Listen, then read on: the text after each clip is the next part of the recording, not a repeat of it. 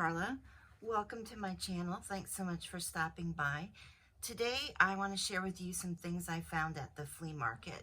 As I said in an earlier video, we recently moved to the Des Moines area, and I was very excited to see what kind of thrifting opportunities there would be. My daughter lives here, and she and her husband both like thrifting, and they had been to the What Cheer flea market, so they took me with them this year. So a few weeks ago, we drove about an hour and 45 minutes to What Cheer, Iowa, to attend this big flea market. And it's a very well-known one. I've seen it written up in magazines about flea markets around the country. And it's in this small town called What Cheer. And what kind of better name could there be for a junk journaler who gets to go to a large outdoor flea market than What Cheer? This was our little name band, and it says, "I survived the 2023 What Cheer flea market." And I did. I was dusty and I was thirsty and I was really tired by the end of it, but it was just a great experience. It was held outdoors on the fairgrounds there, and there were just vendors everywhere. So let me show you a few of the things that I picked up.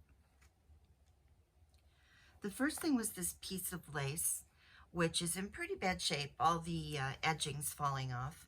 But I thought it was pretty. I hadn't seen one quite like this, where there's a netting background, and then there's these floral sort of appliques all over it.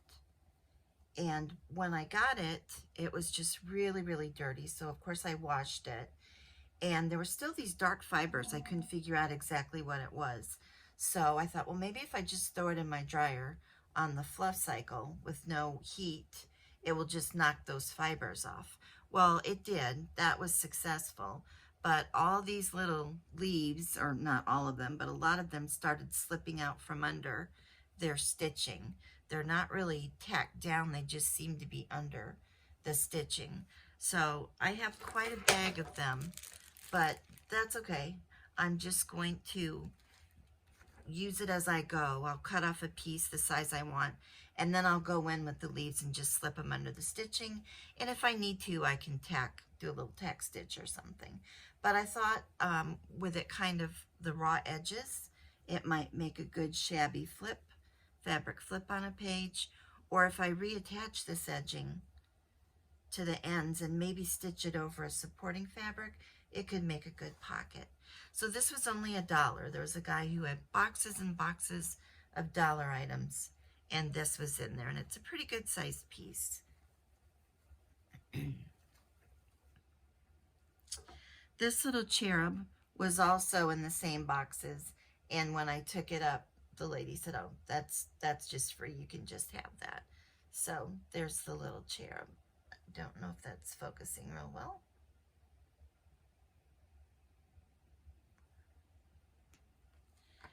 I picked up this pyrography box. It's part of for a collection I have. I don't think I'll use this for junk journal supplies, but I do collect these little boxes where the design's been burned into it. And this one was unusual because it's for a candy company, and I've never had one that's a promotional item like this. Mine just have a scene on them. So this is for the Queen Bell chocolates, and you can see the design is burned into the wood all the way around the box and even in the cover, so it can be displayed open like this. And this was just $12, and that's a really good price for a box like this. And like I said, it's pretty unique from the ones I've seen with the advertising information. I picked up this postcard with the beautiful pale blue fringe around it and a nautical scene.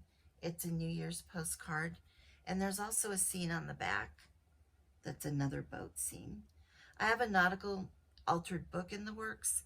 I may use it in that, but it may be a bit too pastel for the colors I've got going, so I may do like a beach book and put it in there, but just very pretty. And I think this was $4. I picked up this Carnival glass book on the way out, kind of last minute, And what I like in here are these black and white drawings. I like to add black and white sometimes to break up the color in a journal. So I have already pulled out the pages that apply to fruit for my fruit journal.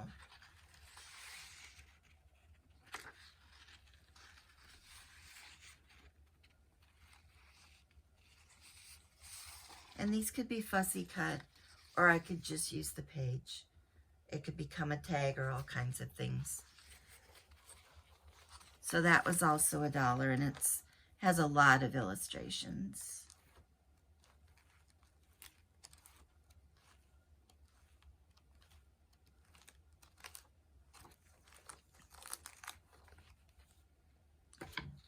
The next thing I got was this piece of type, like a letterpress type. I do collect this. I have, since about college, on and off over the years. My husband and I were both advertising majors, and he knew I really liked typography. So my graduation present from him was an old printer's type case, and I have been collecting type to put in that. But now I'm especially interested in using the type in my journals. So I'm experimenting with how to get a good print off of these pieces. You can see it says fair, and I like the idea of that. Fairs are very big in the state of Iowa, of course, the Iowa State Fair. And I'm working on a Victorian Wonders journal, and I think I can use this word in there. But I'm trying to come up with ways to get an even clearer, better print.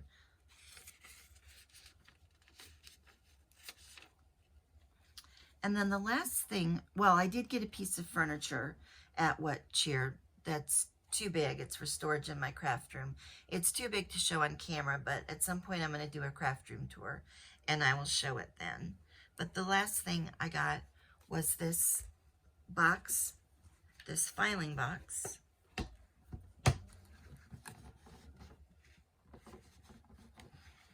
It's kind of big to get in here, but you can see it looks like a leather binding. Now, I know my dad had one of these and stored papers in it back in the day, but this one's a little different with the marbled paper, which is really faded. You can see here with the more of the true colors. But it looks great on a shelf. It looks like a book. There's a little metal clasp over here on the side, and when you open it, you have the files inside with the alphabetical tabs. So I will use this to store papers. And this was $5. And I'm not sure how old it is. Like I said, I remember my dad having one probably back in the 60s. So I would guess somewhere in that time range. Then more recently, I went to an indoor flea market. This was also held on the fairgrounds, but this was the Iowa State Fairgrounds. And I picked up a few items there. I did also get a round rack, which is a shoe rack, I guess, but I'm using that for storage. And again, it's too big to really get on camera, so I will show that in a craft room video. So what I got at the indoor flea market is this pack of cards. The box just really caught my eye. It was in a big bin of dollar items. And these are Mademoiselle Lenormand fortune-telling playing cards. And it says authentic reproduction of a famous 19th century deck in full color, complete with instructions, Swiss made. And I love this box. I wish that there weren't as many pieces of tape and a price tag on there. But then when I opened and looked at the cards, I just found them really charming. There's some instructions on how to play the game. And then there's a deck of 36 cards, and they just have really lovely little illustrations and sort of a little poem on the top about your fortune.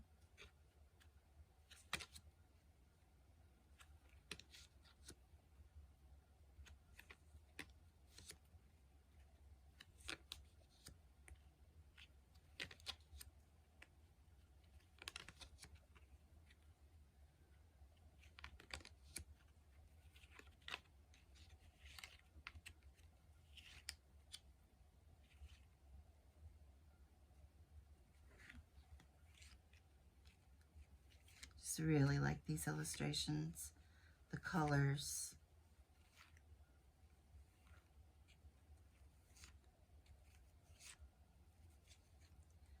It is intact. All 36 cards were there.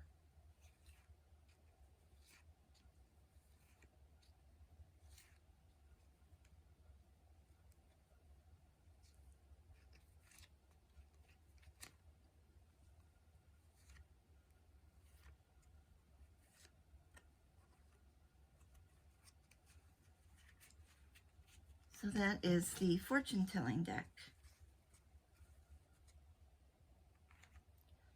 Then the next thing I got was this little pin of a longhorn steer. His horn's broken off, but the reason I got it was for the ribbon. I'm finishing up my patriotic journal, and I just like this ribbon. It was a little different than the ones I see. So I'm going to take it off and try to gently wash it and add it to that journal. And I'll probably save this jewelry finding, but I don't think I'll save the poor steer. I also got this book. It's a flower guide. It's from 1910. And the dealers at this flea market seemed really ready to, you know, make you a deal. This was all sealed up and it said $6. So I asked the gentleman if he knew if there were full color illustrations inside. And he said, well, I don't know, let's see. So he slid it open, and as I was looking at it, he said, it's only $1. So of course I had to have it. I was hoping for full page illustrations, and they're not. They're small, but for $1 for a 1910 set of botanicals, I couldn't pass that up. And they are nice little illustrations.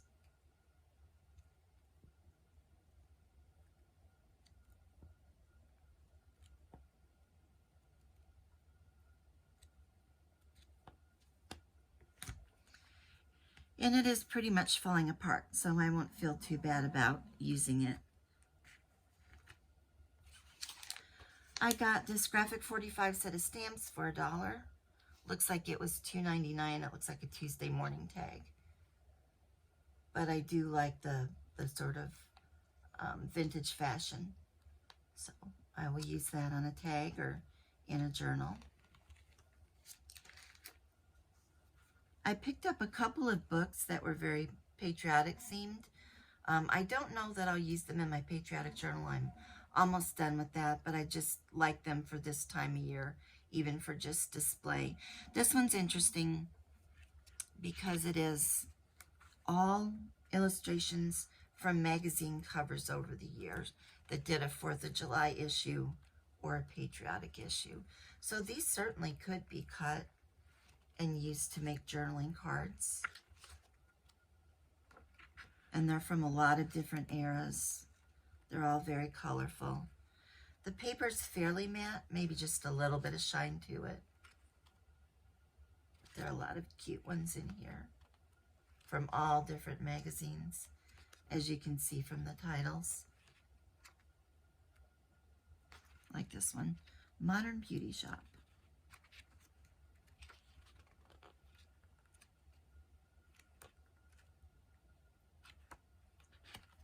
And so that was $1. And also for $1, this gentleman had Mary Emmerling's American Country Flags. I used to decorate sort of primitive country, and at that time I really loved Mary Emmerling's books. I'm not sure I ever had this one, but I had some of her others. And this one again is just flags. Cover would make a nice just vignette for home decor. And this one is shiny and photographs. I don't think there's much I'd use in here for junk journaling. But from Memorial Day to Labor Day, I kind of like to have the patriotic things around for home decorating. I also did pick up some more type. There was a lady there who had a bunch of letterpress type that she had sort of rescued from the newspaper in What Cheer, which is where I'd been to the first flea market. She had relatives that worked there, and they were going to throw all this type away as printing changed over time. So I purchased several pieces from her. A couple of them I'm going to save and show in a Christmas in July video where I show all the things I've been collecting for Christmas journals. But I'll show you a couple here. There's this little block that's mounted on wood. I like the little illustration of the woman at the door, and it says prosperity knocks at your door if you are a, and then it just, there's nothing to say what you are. So I'm assuming there was another block or another part to it. And again, I'm working on trying to get better prints off of these, experimenting with different inks and different methods. So if I pull something together, I'll do a video on that for those who are also collecting type and trying to use it. I also got this metal one that's not mounted, and it says Gifts for Women. And I think this may go in the Victorian journal that I'm working on. Then I have a couple things I wanted to show you that weren't from the flea markets, and then I'll have one last flea market find that just blew me away, and I think if you're a journaler, you'll appreciate it. But first I have a couple of items that my son-in-law brought me on Mother's Day. The business that he works in sometimes gets older items, and these paper items they weren't interested in, and they were just going to be pitched. And he knows my love of old paper, so he brought these to me. And this one I just absolutely love. It's an envelope that were views of the Louisiana Purchase Exposition. And it says Sights, Scenes, and Wonders at the World's Fair. And that typography is just amazing. And I think this is going to go in the Victorian journal. Then the other item is all falling apart. It's Dr. Hess's stock book. And it's all about livestock. Has some interesting illustrations. Look at the color on this. It's so old and yellowed.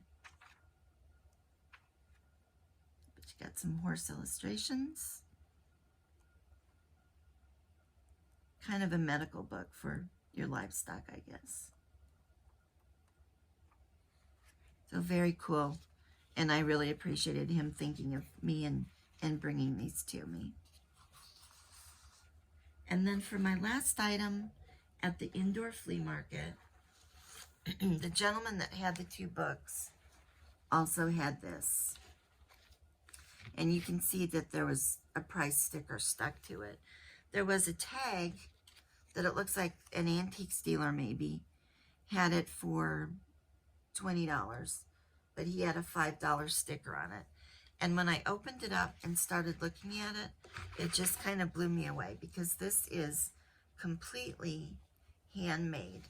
The cover is a very soft, like a suede leather.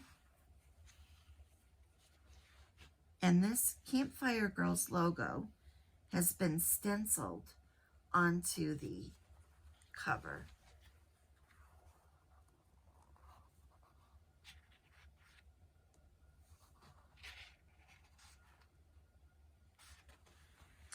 Now this is all hand lettered. It says the Count Book of Lorama. And this entire book is handmade. There was this little piece of paper tucked in it that said A, very good. So maybe it went with this and it was graded. You see the index of what all is in the book. It's a very heavy paper. And again, all this is hand lettered. This is not printed. And there's a certificate that says this is to certify that Mary R. Wall has taken the Guardians training course conducted by the Physical Education Department, Iowa State College. So the Guardians, I think, were the leaders of the Campfire Girls. And I think the girls that were the Guardians were about college age. And this was held at Iowa State College, which is now Iowa State University in Ames, Iowa. And from what I Googled, they had quite a history there of developing camps for the Campfire Girls.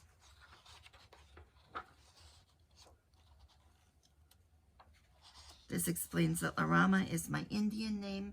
And again, there's that stencil.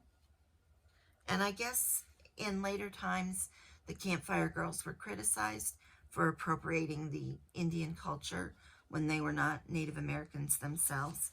But I'm just looking at this from a purely artistic stance of someone who completely made a journal, hand-lettered. These are the members. There's an explanation of the organization. And then apparently they had talks by different people on topics that they thought were important for the girls. And this was a talk by a Dr. Vance, and it's very interesting. It talks about mental health, and it says feelings most acute in the adolescent girl are fear of marriage, fear of maternity, and fear of spinsterhood. So apparently the girls were just afraid of all their options in those days. Here are various symbols. And then here they've been painted onto a paper and then glued down. And here under the certificate of honor, Mary has written out what she did to make this book, and I found this page fascinating. So she says, material for the count book cover, brown paper dipped in dye. As a junk journaler, wouldn't you love to know what dye she dipped this in? I sure would. Khaki covered cardboard, leather, brown oilcloth, stencil paper, rub linseed oil on the paper, and let dry.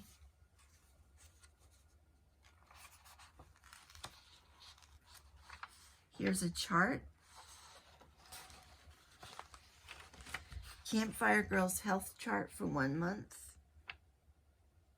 Early to rise, morning habits, daytime habits, early to bed. She's got check marks and looks like she has a score. And it says at the top, April 11th through May 11th, 1926, Mary B. Wall. So this is from 1926. And I'm trying to find some genealogy on her. I've not been real successful yet. Here we have some knots, actual pieces of rope that have been made into the knots and glued down. And here's that stencil that she said she made by rubbing linseed oil into the paper.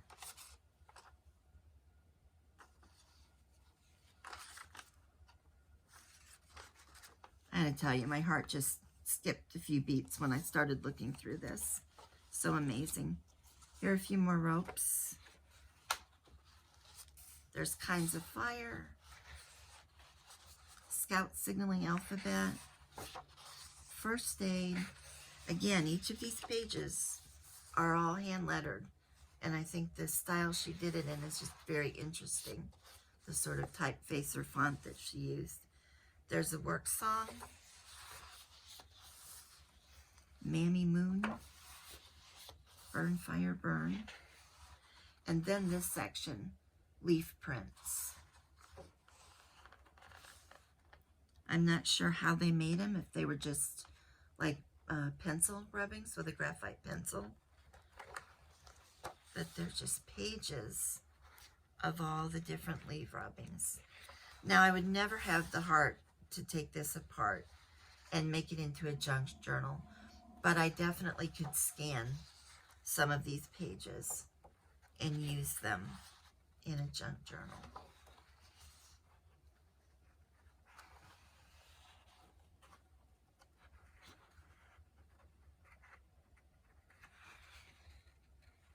It's very thick paper.